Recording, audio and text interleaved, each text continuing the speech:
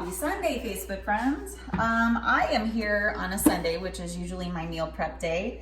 And I decided that since I started doing these Sundays videos, I wanted to start bringing something personal to you. So today I'm actually prepping a pretty special dinner for tonight. My family asked for some comfort food. And one of my favorite comfort foods and one of my kids' favorite comfort foods is lasagna. So I'm going to make a version of my mom's favorite lasagna, which I happen to be pretty decent at.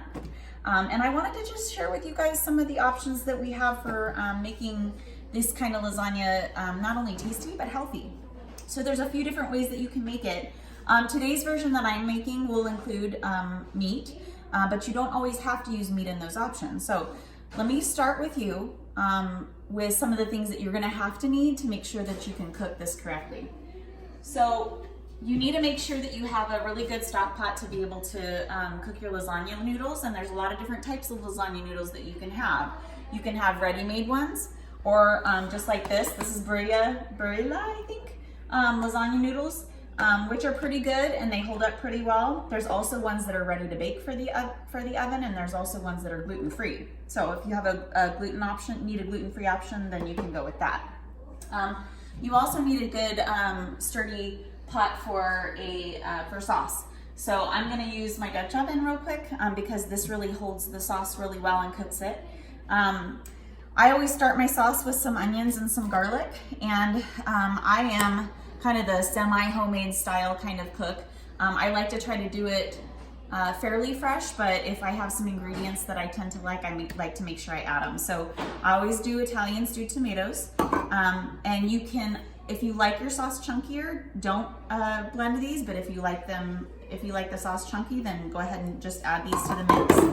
And I use Prego. It has a little bit of a sweeter taste to it, and I buy the lower sodium kind, just because I like less salt in my food. So those are the types of sauce that I add, but I always start with my onions, my garlic, and then I add a little bit of red wine for flavoring, and I kind of let those stew. And then some of the things that you can add to your sauce to kind of healthify it, you can add spinach to the sauce. Depends on how much your family likes spinach, but you can definitely add spinach to the sauce. And then depending on whether or not you want to have a meat option, you can do shredded chicken. What I do is I shred this chicken up and make sure that it's in a pretty fine shred. You can do organic ground turkey. If you don't want to have any type of beef products or sausage products, then you can do Italian ground turkey.